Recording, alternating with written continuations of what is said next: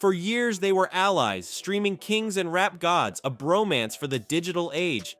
But in a move no one saw coming, the internet's golden boy just detonated a bomb right at the feet of Drake. Kai Cenat just destroyed Drake in front of millions. And the fallout, it's about to change everything. Yeah, I just think I miss the Drake that was rapping for the rappers. I miss the Drake that when he dropped, the rappers hit him. Not these little fucking kids. I don't give a fuck about you and Kai Cenat. That's gonna sound like hate. It is. It's not. Think about it. Kai Cenat, Mr. Cool, Mr. Chill streamer. The guy who could vibe with anyone? He built his empire on good energy, on bridging gaps, on being the ultimate industry diplomat. We thought he was untouchable, Teflon-coated in good vibes. And Drake? Well, Drake is Drake, global icon, champagne poppy, king of the charts, seemingly untouchable in his own right. It's not hate. It is. It's not hate. Go find some niggas your fucking age. Hang out with them. Get some of that sauce. That's not what keeps you. No, that's not what keeps you popping. Fuck these kids. That's not what keep you popping. And if that's the game he playing, I gotta play this game. All the older niggas streaming music and buying it, Joe? No. Dog, all that all shit y'all saying for me applies to the field. But then the unthinkable happened. The carefully constructed image of Kai as the universal good guy shattered. And at the epicenter of the blast, Drake himself. This wasn't just a little online squabble, this was a public detonation, a fallout so massive it sent shockwaves through the entire industry. For months, we'd felt the tremors, the subtle shade, the unspoken tension. But now, the fault line has ripped wide open. Kai Cenat has officially called out Drake, and it wasn't a gentle nudge. It was a straight-up, no-holds-barred critique delivered in front of millions. Brutal? Understatement. This felt like a digital dismantling, a savage takedown that nobody predicted. How did we get here? From online bromance to public beef, from mutual cosigns to open callouts? The story, trust me, is way more surprising and way more revealing than you think. Yo, gang. Are you on stream? I'm on stream. Stay on stream. You said what? Stay on stream. Like, what do you mean? Like, stay on the phone? Stay on, like, what do you mean? Stay on stream. Don't worry. Hey, put it like this. I'm at a concert and I'm going home. Just stay on stream, gang. Say no more. Oh my God, he's dropping. Oh my God, he's dropping tonight. That said he's at a concert and he's going home. Now that's top tier motherfucking G-Lay-Zin. What's the word? Hey, we streaming, bro. Yo, drop some 21s in the chat, y'all. Drake in the mother building, y'all. Drake in the building, y'all. Yes, sir. Yo, bro, when you gonna come on stream, bro? I know where you're at, so I might have to pull up on something. I bet, yo, pull up, bro. I ain't gonna lie, bro. You should pull up. Let's rewind the tape. Think back to the Kai and Drake we all thought we knew. The internet's golden duo, the streamer king and the rap royalty. Their friendship seemed like something out of a fairy tale. Live streams packed with genuine laughter, inside jokes that became instant memes, a palpable sense of mutual respect radiating from every interaction. Remember those moments? It felt authentic, rare in the often manufactured world of celebrity connections. Drake, the global superstar, and Kai, the everyman streamer who somehow reached superstar status himself, bridging the gap. Together, they were internet gold. But even gold can tarnish, right? And beneath the surface shine, something was definitely shifting. A subtle, almost imperceptible drift that would eventually become a gaping chasm.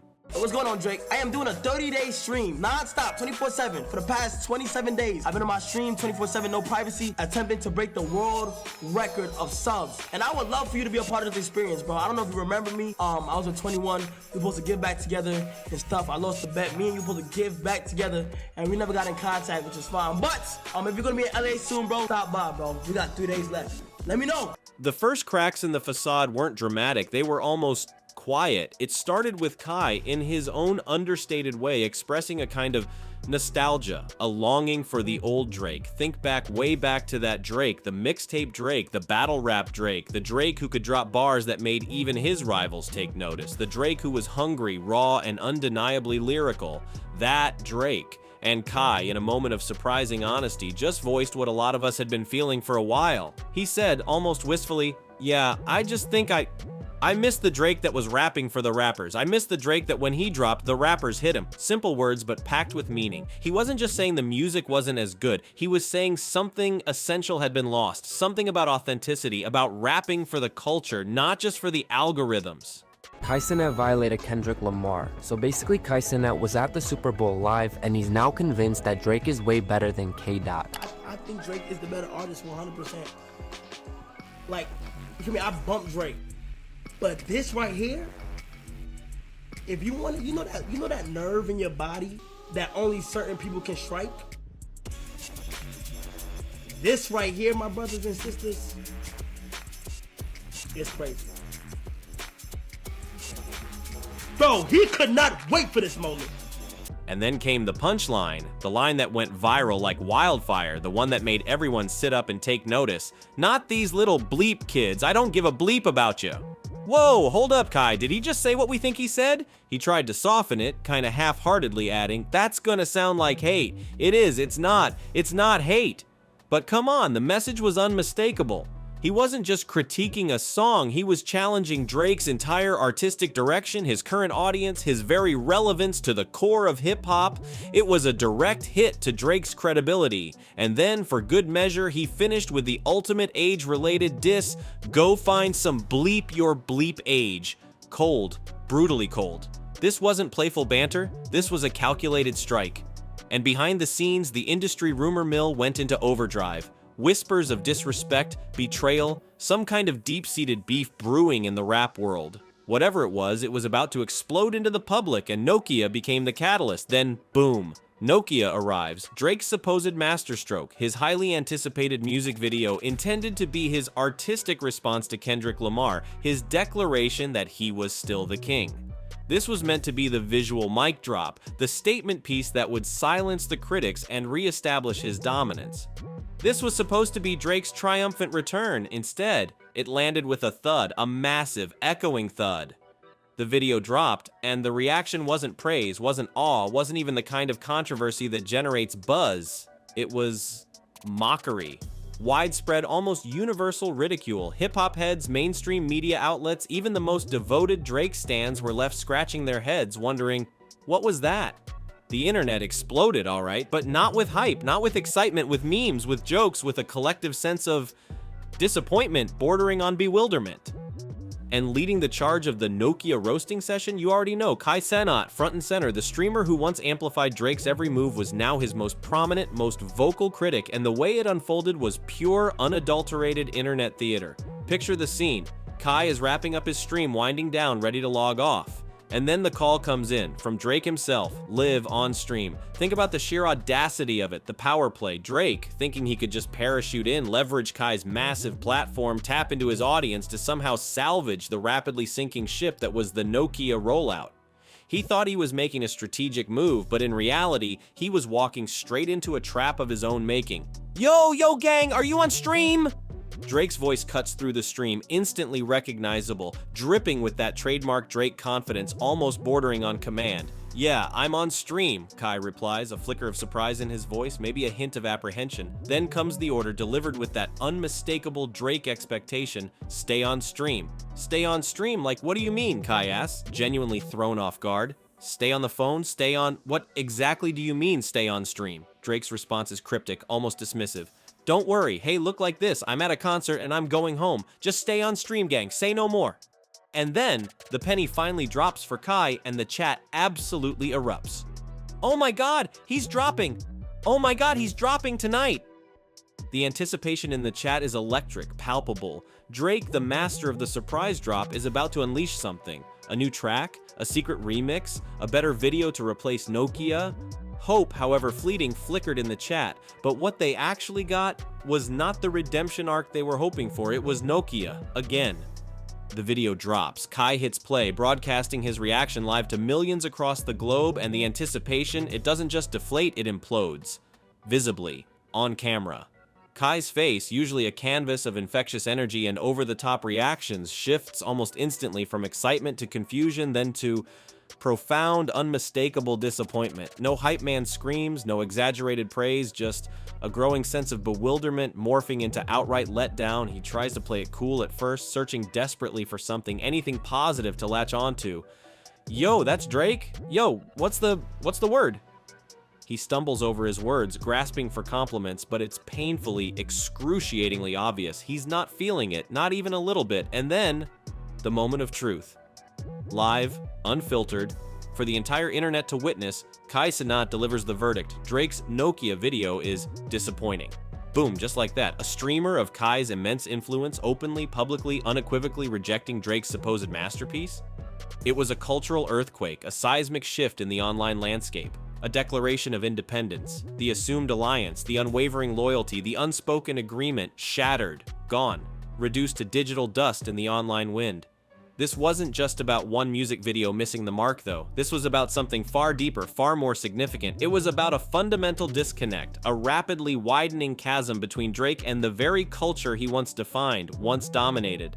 Let's not forget the context here. This is Kai Cenat, the very same Kai that Drake himself had name-dropped in those bizarre, rambling legal documents during the Not Like Us fallout, hinting at some shadowy conspiracy, accusing him of industry sabotage, of being part of some secret cabal plotting against his success. It was bordering on paranoia, a glimpse into a mindset increasingly detached from reality, and it revealed more than anything how insecure Drake had become, how desperately he was clinging to control as his grip on the culture began to slip. Despite some weak attempts at behind-the-scenes damage control, the damage was already irreparable. Kai's loyalty had been tested, pushed beyond its breaking point, and ultimately irrevocably broken. He even tried to give Drake's follow-up track, SSS for You, a fair chance, a genuine hype-up, but the forced enthusiasm was painfully transparent. The manufactured hype only served to highlight the growing, unbridgeable distance between them. And now with NUKE, the split is complete, undeniable, irreversible. Kai's raw, unfiltered reaction became the defining reaction. He articulated the unspoken consensus, giving voice to what millions were already thinking, already feeling. The video was uninspired, the rollout was a disaster, and Drake, the once untouchable, the once invincible, was now vulnerable, criticable, mortal even.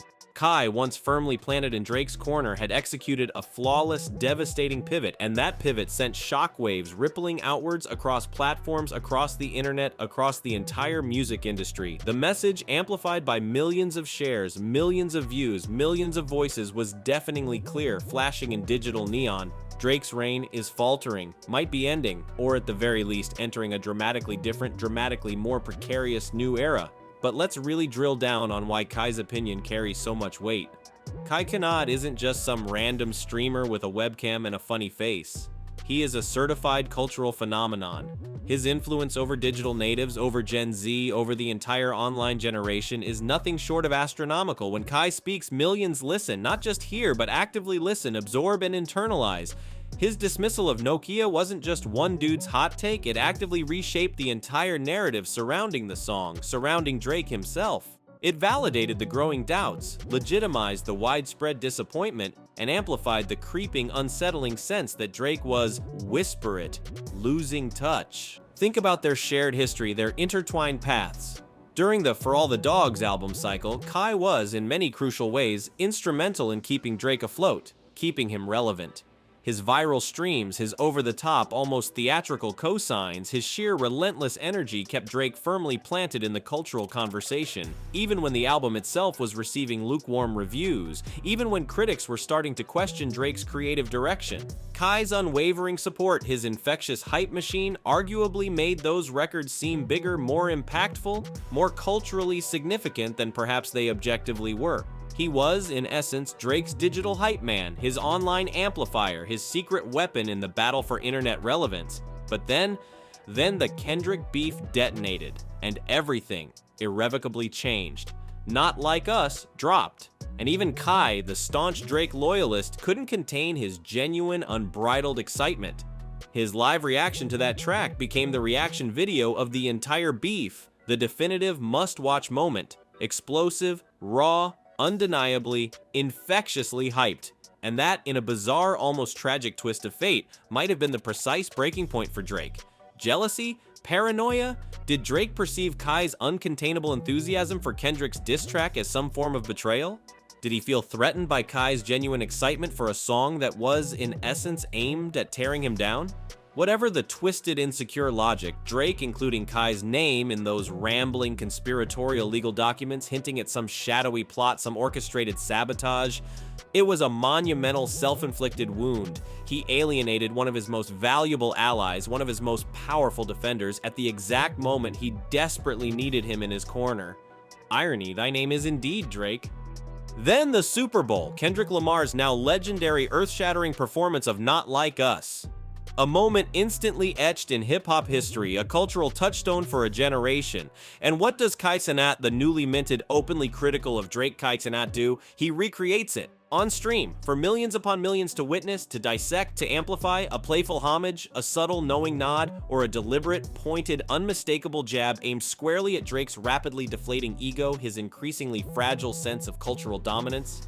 Honestly, at this point, the intention almost becomes irrelevant. The impact was deafeningly, undeniably crystal clear. Kai was publicly, emphatically aligning himself with the new wave, the raw energy, the undeniable cultural momentum that Kendrick Lamar represented, and in doing so, he was consciously, deliberately, definitively distancing himself from Drake, planting his flag firmly, irrevocably on the opposite side of the cultural battlefield. Drake, meanwhile, had been desperately attempting to downplay Kendrick's victory, trying to discredit the Super Bowl performance, to diminish its cultural impact, even resorting to increasingly bizarre and desperate legal filings, almost as if trying to litigate his way back to cultural relevance. But Kai's Super Bowl recreation was a direct, undeniable, utterly devastating challenge to that entire flimsy narrative. It was saying loud and clear to anyone who was paying attention, this moment is iconic, this song is huge, and I'm on this side now. Coupled with his brutal, unapologetic honesty about the NUKE video, it was a public rejection of epic, unprecedented proportions, more damaging than any scathing critical review, more impactful than any diss track Drake could ever muster. Because it came from Kai Cenat, someone Drake desperately needed to keep on his side. So let's cut to the chase, the million-dollar question hanging in the air. Where does all of this leave Drake? Let's be brutally, unflinchingly honest here. Not in a good place, not in a good place at all. His attempt to stage a triumphant cultural comeback with NUKE has backfired spectacularly publicly, spectacularly painfully. What was intended to be a moment of glorious reascension, a visually stunning, artistically profound masterpiece, has instead become a textbook case study in how to completely, utterly, catastrophically miss the mark. The massive budget, the meticulously calculated rollout, the layered multi-platform marketing campaign, the sheer effort, the sheer investment poured into NUKE, utterly, completely, tragically irrelevant because the core product, the video itself, simply failed to connect, failed to resonate, failed to ignite, and worse, it was actively, publicly, emphatically rejected by one of the most influential, most culturally relevant voices in the entire digital world. The buzz around NUKE isn't about its artistry, its creativity, its groundbreaking visual style, its cultural impact. The buzz around NUKE, the only buzz, is about how bland it is, how utterly forgettable, how shockingly meh. Even Drake's most fiercely loyal disciples, his most ardent defenders, are struggling, visibly struggling to mount a convincing, even remotely enthusiastic defense. And for Drake, the once untouchable, the once invincible, this is uncharted, terrifying territory. He can't meme his way out of this mess. He can't drop a petty, retaliatory diss track on Kai Cenat without looking even more out of touch, even more desperate, even more sad. Kai undeniably holds the cultural leverage now, especially with the young, digitally native demographic that Drake is so frantically, so transparently trying to recapture, to re-engage, to redominate. Drake, for perhaps the first time in his career, is forced to sit back and watch the narrative unfold completely, utterly outside of his carefully constructed, meticulously controlled sphere of influence. And that, my friends, might just be the biggest, most daunting challenge he has ever faced. A challenge that could very well define the trajectory of his career from this point forward. So as the dust settles, as the memes fade, as the initial shock gives way to a more sober analysis, the fundamental question remains, echoing across the digital landscape: what happens next? Will Drake publicly address this rapidly escalating situation, this very public, very damaging rejection? Will there be a frantic, behind-the-scenes damage control operation, a desperate attempt at reconciliation with Kai? Will Kai continue to stoke the flames, to amplify the critique? Or will he simply move on, leaving Drake to grapple with the fallout? More importantly, and far more crucially, will Drake finally, truly, honestly recognize this moment for what it is? A deafening, undeniable wake-up call, a flashing neon sign screaming at him to evolve, to adapt, to innovate, to reconnect with the core of the culture he once helped to shape, or risk fading into background noise, becoming a nostalgic relic in a space he once utterly, completely, undeniably dominated. The entire industry is watching, breath held, popcorn at the ready. The fans are waiting, divided, uncertain, intrigued. And the answer to that question, my friends, will determine not just Drake's next move, not just the next chapter of his career, but perhaps in a very real way, the very future direction, the very soul of hip-hop itself. This, right here, right now, is a turning point, and the world is watching, waiting to see which way the cultural wheel will spin. And now it's your turn to weigh in. Dive into the comments below and let your voice be heard. How much damage, in your opinion, did Kai's reaction inflict on the already struggling Nokia rollout? Is this truly the final nail in the coffin for the once celebrated Kai-Drake bromance? Can Drake realistically bounce back from this very public, very humiliating setback? Or is he, as some are already whispering, spiraling irrevocably towards cultural irrelevance? Let's hear your hottest takes, your wildest predictions, your most insightful analyses. The digital stage is yours. And if you've journeyed with me all the way to the end of this deep dive, you know the drill. Smash that like button, subscribe for more hard-hitting cultural commentary, and click the video flashing on screen right now to delve even deeper into this unfolding drama. Stay plugged in, stay informed, stay critical, and most importantly, stay real, internet. Peace out, and until next time, keep it locked.